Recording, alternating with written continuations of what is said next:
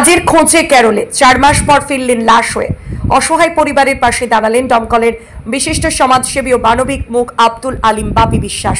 4 মাস আগে জীবিকার তাগিদে কেরলে পাড়ি দিয়েছিলেন রবিউল শেখ, বয়স 30, কিন্তু আর বাড়ি ফেরা হলো না, ফিরলেন লাশ হয়ে। রবিউলের বাড়ি মুর্শিদাবাদ জেলার দমকল ব্লকের রাজাপুর গ্রামে। পেশায় শ্রমিক রবিউল পরিবারের স্ত্রী ও 2 পুত্র সন্তান রেখে জীবিকার সন্ধানে কেরলে গিয়েছিলেন। সেখানেই হঠাৎ করে মৃত্যু হয় তার। খবর আসতেই কান্নায় ভেঙে পড়ে পরিবার। রবিউলের বাবা একজন অসহায় ও আর্থিকভাবে দুর্বল ব্যক্তি। কেরল থেকে লাশ ফিরিয়ে আনতে প্রায় 1.5 লক্ষ টাকা খরচের কথা জানতে পেরে পরিবারের ওপর নেমে আসে চরম দুশ্চিন্তা। অনেক কষ্টে অন্যান্য খরচ মেটাতে পারলেও কলকাতা থেকে মৃতদেহ নিয়ে আসার অ্যাম্বুলেন্সের খরচ জোগাড় করতে পারেননি তারা। এই খবর সোশ্যাল মিডিয়ায় ভাইরাল হতেই দমকলের বিশিষ্ট সমাজসেবী আব্দুল আলিম ওরফে বাপি বিশ্বাস এগিয়ে আসেন। তিনি নিজ উদ্যোগে কলকাতা থেকে লাশ আনার জন্য অ্যাম্বুলেন্সের ব্যবস্থা করে দেন। এই মানবিক সহায়তার জন্য পরিবারের সদস্যরা এবং এলাকার মানুষজন বাপি বিশ্বাসকে কৃতজ্ঞতার সাথে ধন্যবাদ জানান।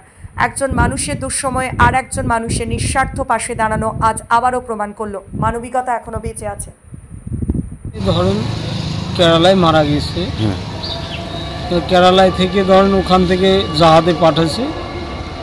কলকাতা থেকে আমাকে আমার দমকল ব্লকের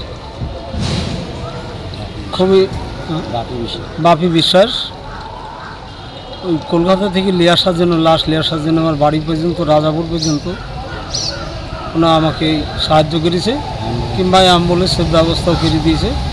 আমি তাতে আল্লাহর কসম করছি, আল্লাহ ওকে যেন ভালো রাখি।